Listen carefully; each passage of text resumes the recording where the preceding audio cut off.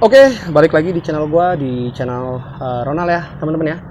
Salam satu aspal. Oke, apa kabar nih teman-teman semua dimanapun kalian berada? Gua harap semuanya selalu sehat ya. Oke, hari ini gua lagi ada di Alfamart Muara Karang, persisnya di Jalan Muara Karang Raya ya.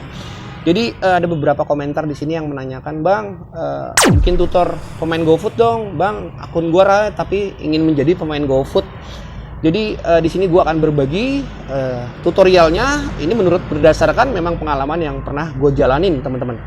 Jadi setiap layanan-layanan yang memang kita mau pilih atau kita mau ambil, tentunya juga berdasarkan histori layanan apa yang mau kita ambil lebih banyak dan kita menyukai layanan apa dulu. Seperti pemain GoRide, tentunya dibanyakin dulu histori GoRide-nya.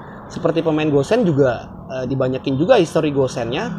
Jadi seperti pemain Food juga harus dibanyakin histori Food-nya, teman-teman.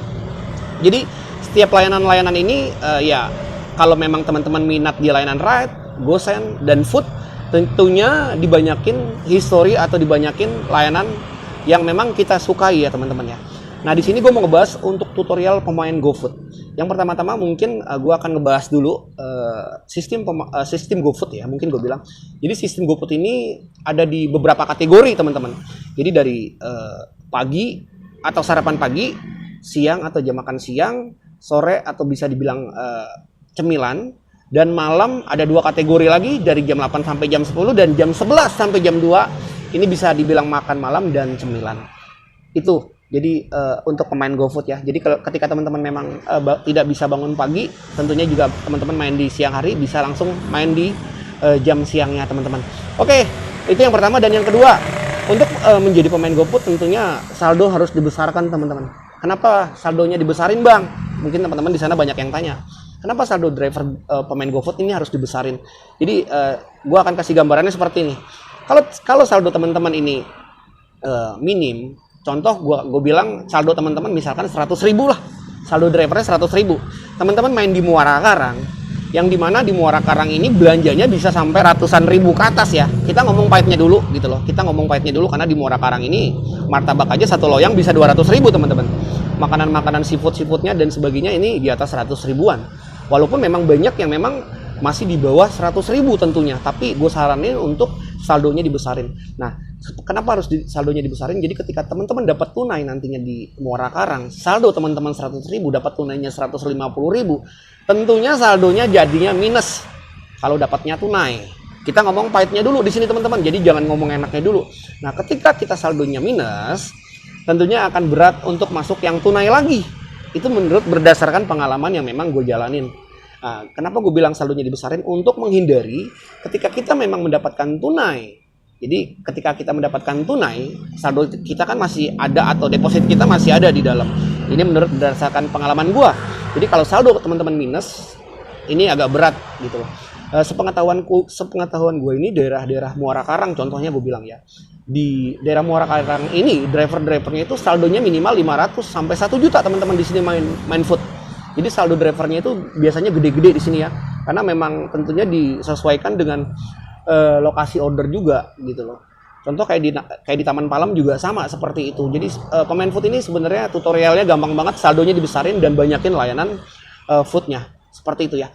Jadi untuk menjadi pemain GoFood ini bukan hal yang mudah, tentunya dibutuhkan kesabaran karena memang ketika memang restoran ini lagi rame promo, tentunya juga banyak peminat-peminat atau customer yang memang akan memesan layanan ini. Karena kenapa? Karena murah, ya diskon lah seperti itu ya menurut gue ya.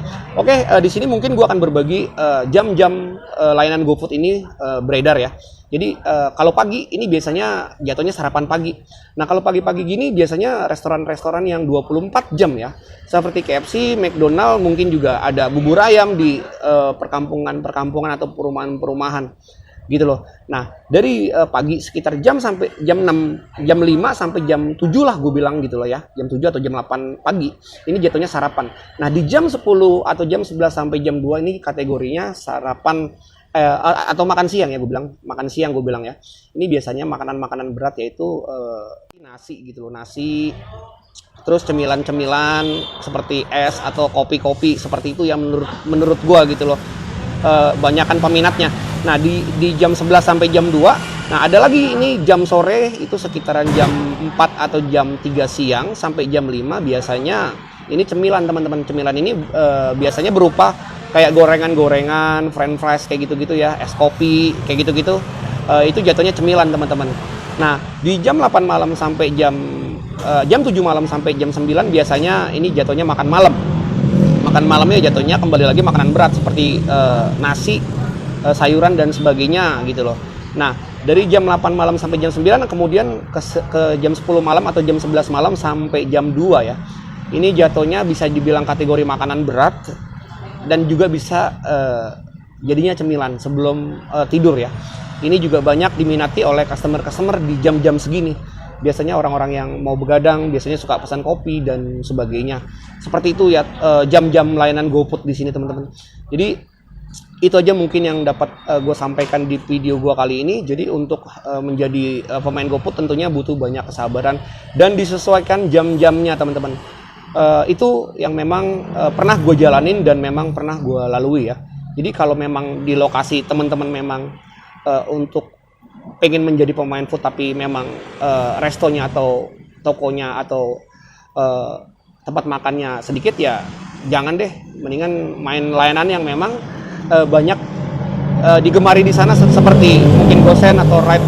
Jadi kalau di tempat gue sendiri memang banyak layanan-layanan yang memang ini optimal banget dari Ride, GoSend, Food, GoMart, GoShop. Di sini banyak banget layanan-layanan seperti itu. Jadi mungkin gue beruntung ya tinggal di daerah Jakarta Barat karena diuntungkan dengan maksimal layanan di sini tuh memang aplikasi layanan yang disediakan oleh Gojek. Menurut gue di sini semua bermanfaat dan semua banyak digunakan gitu loh. Tentunya juga gue diuntungkan karena gue bisa memilih layanan apa yang mau gue ambil. Gue bisa main Ride, gue bisa main GoFood, gue bisa main GoSend, gue bisa main GoShop, gue bisa main GoMart dan sebagainya. Seperti itu ya teman-teman ya. Jadi menurut pengalaman yang memang gue jalanin. Jadi besarkan saldo kalian dan banyakin history GoFood-nya. Untuk mungkin di sini banyak teman-teman yang bilang, "Bang, pakai mood atau pakai titik bagus nggak untuk pemain food?" Di tempat gue pribadi sebenarnya nggak ngaruh ya. Kalau teman-teman akun foodnya udah jadi sebenarnya nggak harus di restorannya pun, mau teman-teman dimanapun berada pasti nyamber gue bilang. Ini berdasarkan apa yang gue jalanin. Kenapa gue nggak mau main food lagi? Ya karena bonus sudah nggak ada teman-teman dan gue biasanya malas kalau emang intinya gini, gue orang yang jenuh untuk menunggu ya. Kalau memang lagi promo dan sebagainya, ini kan butuh waktu lama dan gue pernah ngalamin sampai di restoran itu nunggu sampai 1 jam teman-teman karena banyak banget promonya. Seperti itu ya. Sekarang mungkin gue lagi dominan atau banyakan history layanan Ride dan GoSend aja teman-teman. Tapi ketika memang nantinya bonus Gojek ada lagi, tentunya lain lagi halnya, lain lagi ceritanya. Mungkin gue akan jadi pemain GoFood lagi dan Ride-nya atau GoSend-nya gue tinggalin. Seperti itu ya. Jadi itu aja mungkin pesan dari gue. Semoga video ini bermanfaat untuk teman-teman yang ingin menjadi pemain GoFood ya. Ingat teman-teman, saldo dibesarin dan banyakin layanan history GoFood-nya. Itu aja mungkin pesan gue di sini. Kurang lebihnya gue minta maaf. Tetap semangat. Salam satu aspal.